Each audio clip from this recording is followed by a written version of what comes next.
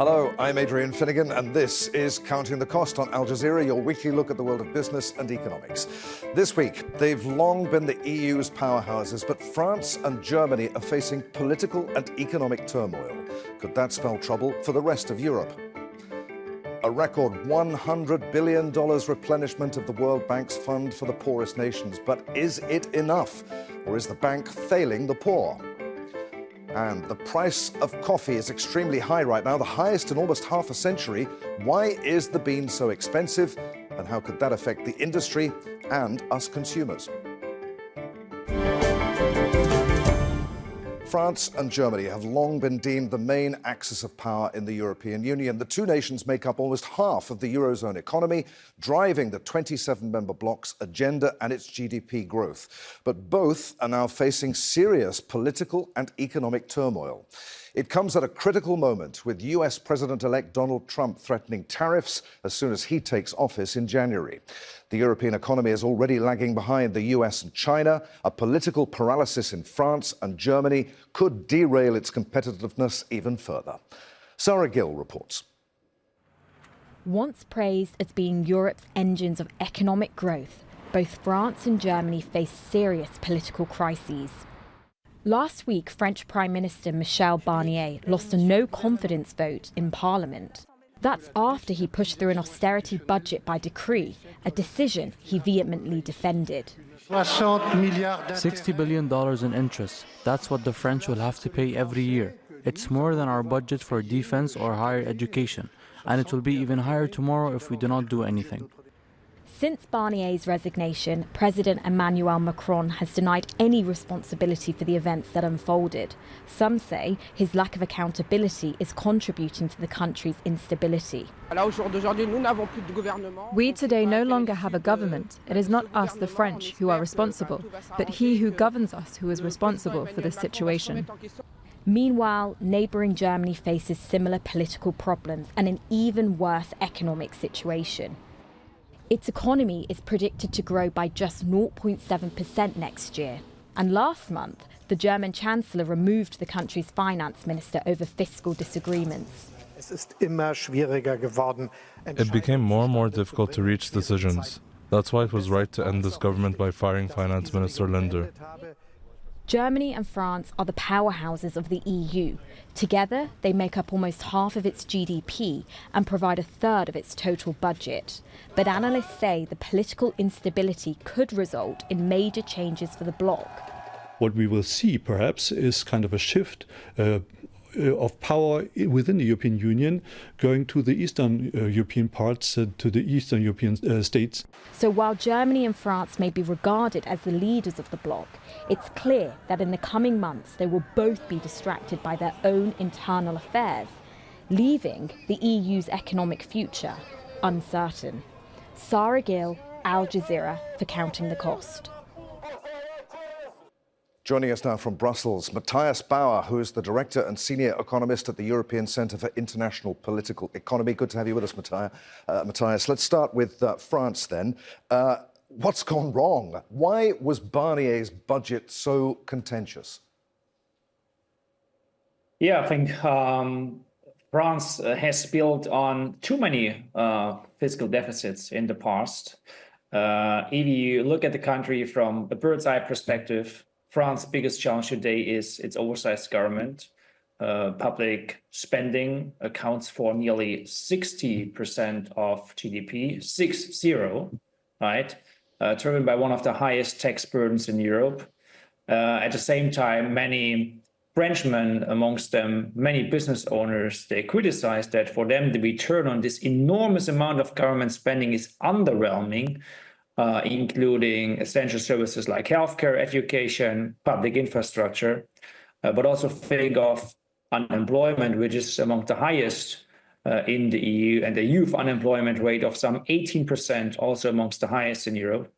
So by many measures, France operates, and it operated for many years now, as what I would describe a socialist economy with a dysfunctional state deeply embedded in pretty much every aspect of economic life. Now, Michel Barnier and his government, they dared to attempt to address these issues, rightfully so, with, however, relatively moderate fiscal reforms.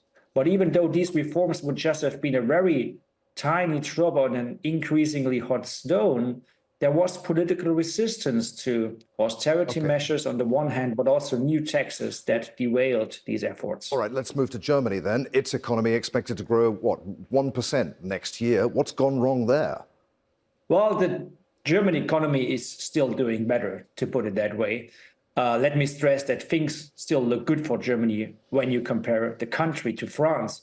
So Germany remains one of the most advanced economies of the world, reflected by a strong and very diverse manufacturing sector, an increasingly diverse services sector economy with high exports still. And I would also say an okay GDP per capita when compared to other EU countries, especially France.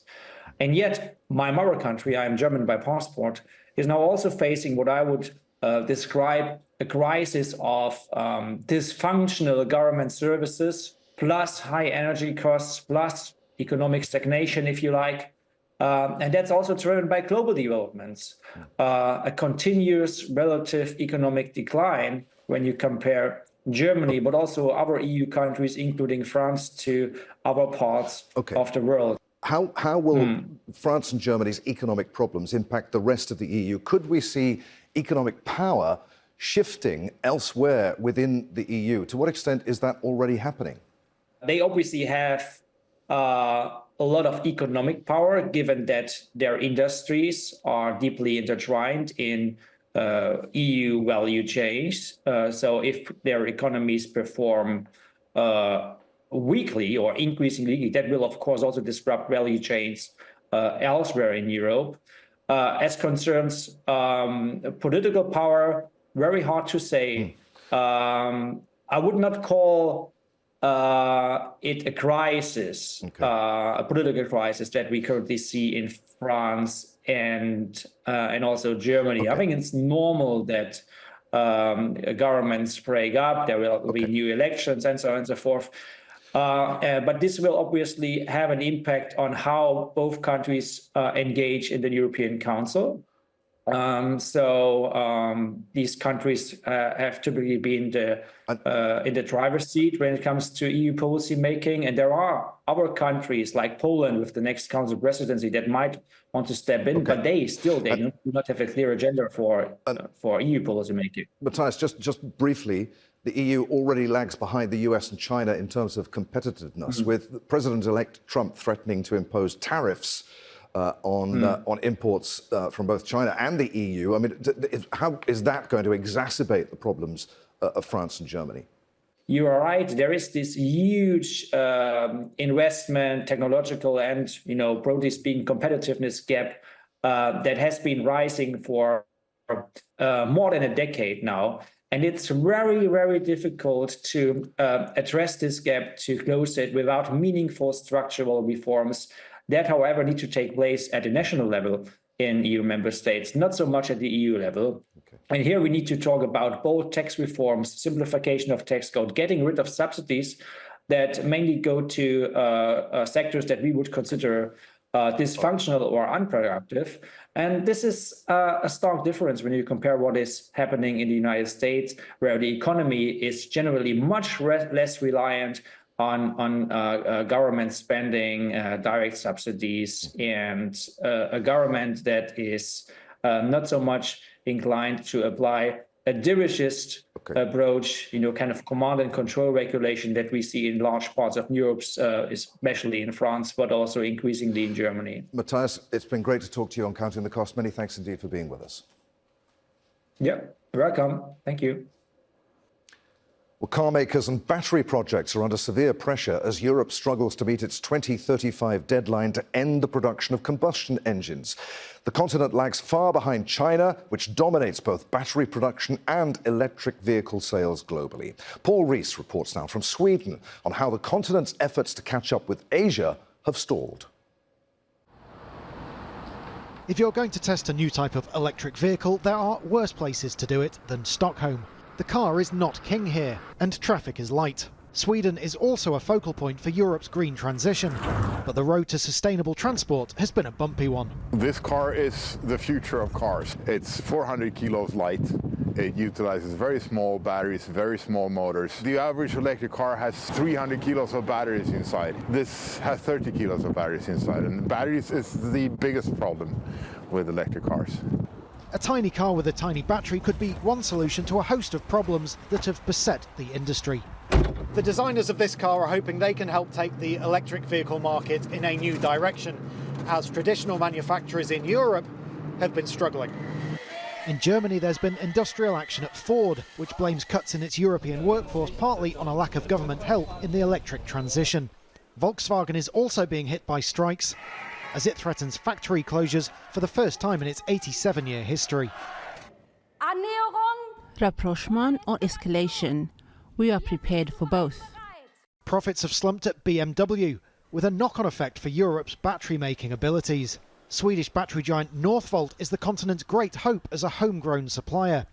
But the loss of a $2 billion contract with BMW has been just one problem to hit Northvolt on its way to bankruptcy in the US, although it's still making batteries in Sweden. China, though, has an 85% share of global battery cell production. Danish transport company DFDS believes Europe's failure to challenge that is hindering the electric transition for trucks and ferries as well as cars.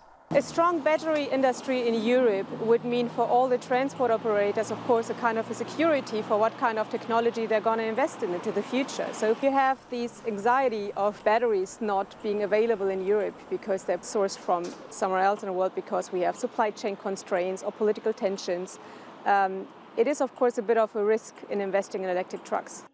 Access to their own batteries means Chinese companies like Xiaomi can offer cheaper cars in Europe.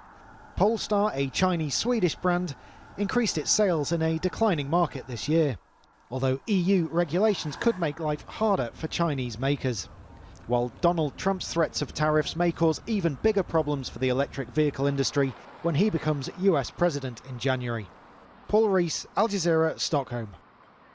Eradicating poverty is at the core of the World Bank's goals, yet the financial institution says that it would take more than 3 decades to lift almost 700 million people out of extreme poverty. That means anyone currently living on less than $2.15 a day. Developing nations paid a record $1.4 trillion to service their debt in 2023. And on top of that, many are struggling with climate disasters, inflation, and conflict.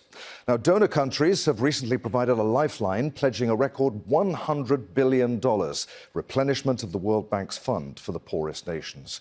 The announcement was made last week in South Korea's capital, Seoul, at a pledging conference for the International Development Association. The IDA provides grants and very low-interest loans to 78 low-income countries, and it happens once every 3 years. Richer nations will contribute $23.7 billion directly to the IDA, but the fund will use this money to borrow on financial markets to unlock the targeted $100 billion in grants and loans through to mid-2028. Among the main donors are the US, Japan, and several European nations, including Norway, Spain, and the UK. The IDA is the largest source of multilateral development finance for low-income nations. Since 1960, it has provided $533 billion to 115 nations. Around 35 countries have graduated from the fund to become donors themselves, including China, South Korea, Chile, Jordan, and Turkey. But 1 out of 3 IDA nations is now poorer than it was before the start of the COVID-19 pandemic in late 2019. Nations eligible to borrow from the fund paid a record $96.2 billion to service their debt in 2023. Joining us now from Ghana's capital, Accra, is Mavis Owusu-Gyamfi, who is the president and CEO of the African Centre for Economic Transformation. Good to have you with us, Mavis. What does securing money from donor nations actually mean in practice? As we heard there, the money's going to be used to borrow again, in order to reach that $100 billion mark that the World Bank says that it's secured. That's right? That's right, Adrian. Thank you very much for having me today. So I think What IDA offers countries is actually concessional long-term loans. Often what countries in Africa, poor countries in Africa need are long-term investments for structural change. So if you are going to borrow for an infrastructure investment, for example, or for education, you really will not see return for 20 to 30 years. So what you want to be able to do is access concessional financing that you will not be required to pay for a long time. You'll not be required to pay until the returns, you realize the returns in your country. So that's what makes IDA such a precious resource for a lot of low-income countries. OK, $100 billion sounds a heck of a lot of money, but is it going to be enough to tackle the multiple crises that developing nations, mainly in Africa, are facing right now? The crushing debt, the poverty, the disasters, climate-related disasters, conflict. So it will contribute to it, but it's not enough. I mean, to be honest, when the process started, African governments and African institutions set a target of 120 billion, as a minimum. So the 100 billion is 20 billion short of the minimum target that we had hoped for. So given the challenges that we are facing on the continent, no, it's not going to be enough. We are currently spending more on debt servicing than we are on, critical areas like health, education, infrastructure development. And we urgently need this concessional finance. So the short answer is no, but 100 billion is better than nothing. Are the World Bank and other global financial institutions failing the poorest nations? Who's to blame for the eye-watering levels of debt that many nations face at the moment? The global financial system, or perhaps domestic economic mismanagement? I think it's a mixture of both, to be honest with you, Adrian. One of the things that we have seen at Asset in our analysis is that, we have challenges around effective use of debt. So some of the analysis that we have done has shown that countries are spending as little as 10% in every dollar borrowed effectively and efficiently to as high as 100%. So we have a responsibility to ensure that we spend the money effectively. The second issue is around the sources of financing. When we borrowed on the capital markets, you've heard over and over again that we are borrowing at a higher rate of interest than other countries around the world. Rating agencies are rating us African countries at a higher risk than the rest of the world. As a result, we are paying higher rates of interest. And so all of these issues have compounded to add to the challenges we have on the continent right now. But the fundamental challenge that Asset keeps saying and keeps raising with our leaders is that development is not going to come from the outside world. We need to take responsibility for our own development, which means that we have to invest in transforming our economies. We get very excited whenever we talk about growth, but growth is not enough. We need to transform our economies. We need to stop the constant dependence on raw materials for our main source of revenue. We need to add value to those raw materials. We need to industrialize. We need to desperately create jobs for our rapidly growing youth population. All of that is our responsibility as a continent. Our partners can contribute to it. However, if we don't take a stronger leadership role in driving this agenda, then we are not going to see the progress that we want to see on the continent. At the end of the day, every country will be looking out for its own interest. So as a continent, we need to start by looking out for our own interests, prioritizing our development, our people. Then our voice will become a lot stronger on the global stage. Mavis, it's been really good to talk to you on Counting the Cost. Many thanks indeed for being with us. Thank you. It is one of the most traded commodities in the world. The demand for coffee has been on the rise, but its price has also rocketed by almost 70%, the highest level since 1977. Now, for coffee lovers, a morning cup is set to get very costly. But will that trickle down to farmers? We'll discuss that with our guest in just a moment. But first, Alessandro Rampietti reports from Pitalito in western Colombia. In Pitalito's steep mountains, coffee pickers are sifting through the plants at an even brisker pace these days. They're making the most of record-high global prices. The bigger profits being made from Colombia's fine Arabica beans are percolating into their pay packets. We are getting 1,700 pesos per kilo. It's very good. It's just great. I had already left, but with these prices, I had to come back and take advantage of it. It's an unexpected end to what has already been a good harvest. A relief for longtime farmer Orlando Babativa after difficult years that left many producers drowning in debt. The 2023 harvest was greatly reduced by climate change and very low prices. We were left hanging by a thread. We had to break the bank, sell stuff to pay back debts, and try to remain in the business.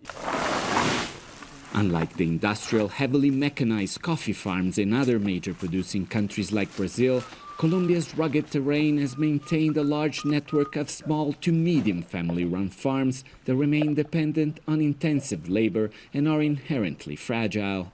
The head of Colombia's Coffee National Federation, who represents more than 500,000 coffee-producing families, says the price hike is a boom.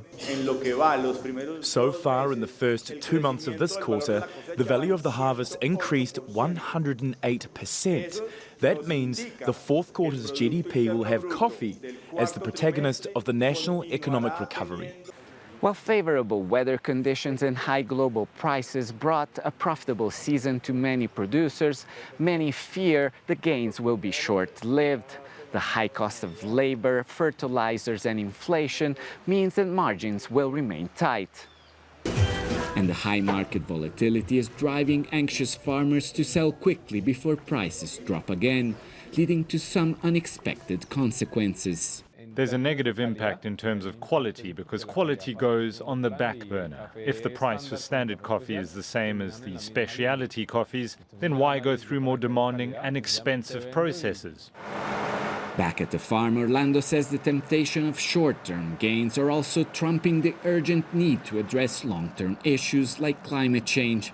He and other producers are buying land to reforest and protect water-dwindling sources. I think that we need to keep our level head and feet on the ground to be able to handle uncertain times. This will not last forever, and instead we need to be very intelligent and skilled to be able to sustain ourselves in the future. Now Colombia's farmers are savoring today's high prices, but with volatile markets and uncertain climate, both literal and financial, they know their current windfall may not last for long. Alessandro Rampietti, Al Jazeera for Counting the Cost, Pitalito. Well, joining us now from London is David Oxley. He's the Chief Climate and Commodities Economist at Capital Economics. Good to have you with us, David. As we saw in that report, growing coffee is getting harder and more expensive. How much of the rise in prices will trickle back down to the farmers that we saw there? Will they be any better off? Well, potentially in the long run, but I think the key thing to stress is that the coffee supply chain is quite a long one. So there's lots of people involved in getting coffee beans from the field to the cup. So I think typically coffee farmers would sell those coffee beans to local buyers who would then get them into production or into global markets. And typically those coffee farmers are only paid once a year on the back of a harvest. So there's certainly not a mechanistic link between the rise in coffee prices in global markets and what farmers get paid immediately. But if prices do stay elevated for a long time, you would expect this to trickle through over a couple of years. And are the rising costs in coffee production and coffee farming solely to do with climate change, or is something else at work here too? I mean, obviously, there's lots of transportation costs involved in agricultural markets. There's a very strong relationship between agricultural prices and oil prices. That oil prices have been soft this year, and we, as a company, we expect them to continue to fall over the coming years as the oil market is oversupplied. So I don't think climate change is necessarily the key thing pushing prices up in coffee markets. And I think actually, when it comes to the impact of these costs onto the actual price of coffee, I think if you're kind of taking a step back as well, it's not rising input costs is not just something that coffee producers have had to contend with in recent years. Obviously, we've seen huge upward pressure on supply chain costs across the industrial sphere, the agricultural sphere as well. I mean, as to how that translates into the cost of outputs, agricultural or industrial, all depends on how companies react to these rising costs, whether they have room or choose to absorb these into their profit margins, or whether they pass them through into consumers. So what does that mean for consumers, people who love coffee, like you and I? Does this mean we'll be paying a lot more for our coffee? Will that reduce demand, and will high coffee prices be something that all of us have to get used to? I think so. I mean, if you take a step back, I mean, all of this, the disruption we've seen in the coffee market in recent months on the back of bad weather in Brazil has really come on the back of a number of bad growing years. So I don't think that's going to turn around quickly. You know, coffee stocks globally are very low. So I don't see coffee prices falling sharply anytime soon until those stocks are replenished. As to what that means for customers, I mean, the good news for people who love their coffee fix is that the price of beans is actually a relatively small part of the cost that you pay when you go to a coffee shop, typically around 5 to 10% once you take into account all of the other costs that coffee shops have to pay, like labour, energy, all of these sort of things. So even we've seen coffee prices double over the past year or so, at most that's going to probably put 5 to 10% on the cost of coffee. And as I mentioned earlier, the fact that coffee demand is not incredibly responsive to changes in price, I think, what we're going to see is people are going to have to pay more for coffee, but people probably will pay more for coffee. David, it's been great to talk to you on Counting the Cost. Many thanks indeed for being with us. You're welcome. Thank you. And that's our show for this week. If you'd like to comment on anything that you've seen, I'm at @afinnegan on X. Try to remember to use the hashtag AJCTC, or you could drop us a line. Countingthecost@aljazeera.net is our email address. As always, there's plenty more for you online at aljazeera.com/CTC. That takes you straight to our page, and there you'll find individual reports, links, and entire editions for you to catch up on. But that's it for this edition of Counting the Cost. I'm Adrian Finnegan from the team here in Doha. Thanks for being with us. The news on Al Jazeera is next.